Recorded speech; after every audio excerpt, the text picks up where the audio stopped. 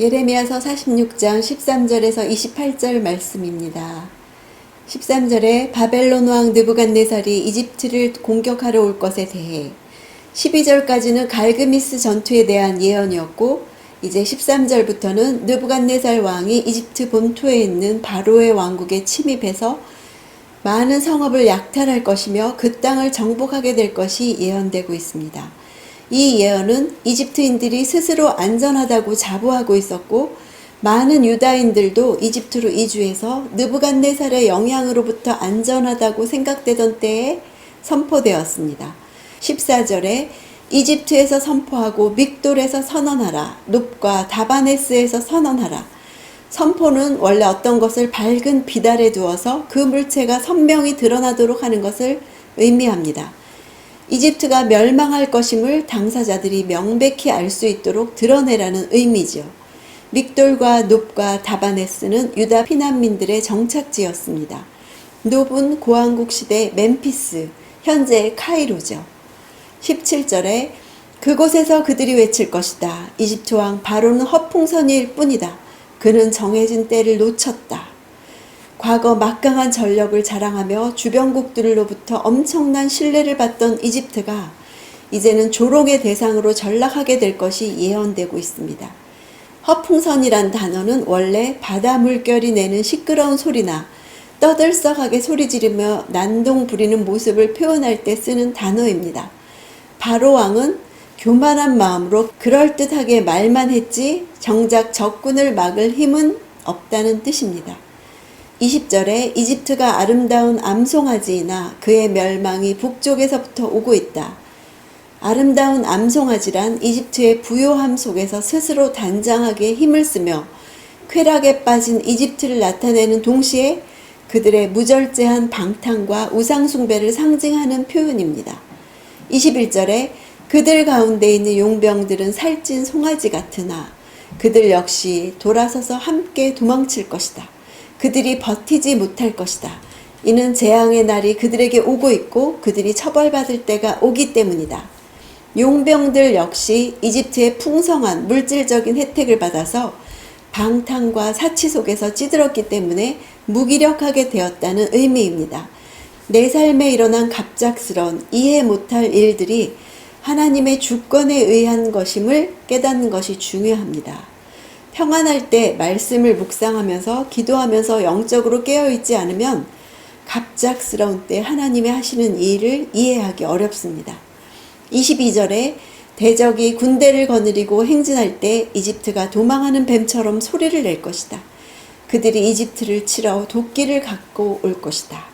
이집트가 마치 쉬쉬 소리를 내면서 경계하는 뱀의 모습과 같을 것이라고 합니다. 이전에 큰 소리치면서 자신만만해 하던 모습은 사라지고 전쟁에 패배한 이집트 사람들이 뱀과 같이 숨을 죽이며 사는 신세로 전락하게 될 것을 비유적으로 나타냅니다.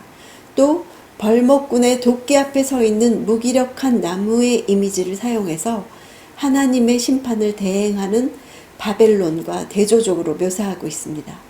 25절에 보라, 내가 노의 아몬과 바로와 이집트와 그의 신들과 그의 왕들 곧 바로와 바로를 의지하는 사람들을 처벌할 것이다. 노는 남부 이집트의 수도이며 아몬은 우상 이름입니다. 아몬 숭배의 중심지였던 노는 고대 근동의 최고의 도시로서 2만 병거와 100개의 성문이 있었다고 합니다. 노의 멸망은 곧 이집트의 멸망이며 아몬의 멸망은 이집트 우상의 허구성을 보여줍니다. 26절에 내가 그들의 목숨을 찾는 사람들의 손에 바벨론 왕 느부갓네살과 그의 신하들의 손에 그들을 넘겨줄 것이다. 그러나 그 후에는 이집트가 예전처럼 사람 사는 곳이 될 것이다. 이후 계속되는 10개 나라의 심판 예언 중에 4개의 나라에서만 회복 예언이 나옵니다. 그 이유를 보면 이집트와 엘람과 모압과 암몬은 이스라엘의 영토가 아니었기 때문에 그들이 회복된다 해도 이스라엘을 방해할 이유가 없기 때문입니다. 이로 볼 때 하나님은 이방 민족에게 심판을 선포할 때조차도 당신이 택한 백성에 대한 자비를 염두에 두고 있다는 사실을 알 수 있습니다. 28절에 내 종 야곱아 내가 너와 함께하니 두려워하지 말라. 너를 쫓아낸 모든 민족들을 내가 완전히 멸망시킬 것이나 너는 완전히 멸망시키지 않을 것이다. 그러나 내가 너를 정의로 훈계해 전혀 처벌받지 않게 하지는 않을 것이다. 당시 선민은 매우 암울한 상태에 있었습니다. 북왕국 10지파는 이미 아수르에 멸망당하여 멀리 쫓겨났고 남왕국 유다의 구성원 역시 일부는 포로로 잡혀갔고 일부는 이집트에 도피하여 있는 실정이었습니다. 포로로 잡혀간 자들은 귀환에 대한 소망을 갖지 못했죠. 하나님과 자신들의 관계가 끊어진 것으로 단정하고 자신들이 처한 암울한 상황으로 인해 두려워하고 절망한 당시 유다 백성들을 향해서 하나님은 거듭 내 종 야고바라고 하시면서 언약 관계가 끊어지지 않았음을 말씀하십니다. 역사적으로 이집트가 언제 바벨론의 느부갓네살에게 멸망당했는지보다 이집트의 미래가 전적으로 여호와의 손에 달려 있으며 그들은 국제 정세와 전쟁 때문이 아니라 하나님의 뜻과 계획에 따른 심판으로 망한다는 사실이 중요합니다. 우리 주위에서 지금 일어나고 있는 사건들에 대한 해석도 마찬가지입니다. 열방을 향한 말씀은 전적으로 하나님의 뜻에 따라 선포된 해석입니다. 하나님의 경륜 속에 일어난 구속사적인 사건들임을 알고 믿음의 눈으로 해석할 때 국제 정세가 전적으로 하나님의 뜻 가운데 진행됨을 깨닫게 될 것입니다. 그렇다면 열방을 의지하거나 강대국에 붙지 않고 오직 하나님의 법도를 따라 사는 것이 마땅하게 됩니다. 유다 선민은 위기의 때마다 이집트를 의지하거나 이집트로 가려는 유혹을 받았습니다. 나에게 있어서 하나님이 노예로 살던 곳에서 건져 구원해 주신 곳으로 다시 돌아오고 싶어하는 죄는 무엇입니까?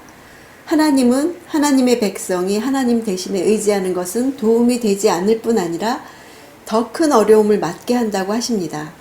나에게는 늘 무엇이 이집트처럼 의지하게 되나요? 자녀인가요? 일인가요? 남편인가요? 부모님인가요? 사역인가요? 이집트를 심판하시는 이유가 내가 하나님을 알게 되고 하나님을 예배하는 자로 살게 하기 위함입니다. 노예로 살던 때를 기억하며 오늘 하나님만 예배하는 자로 살겠다고 다짐하는 시간 되기를 원합니다.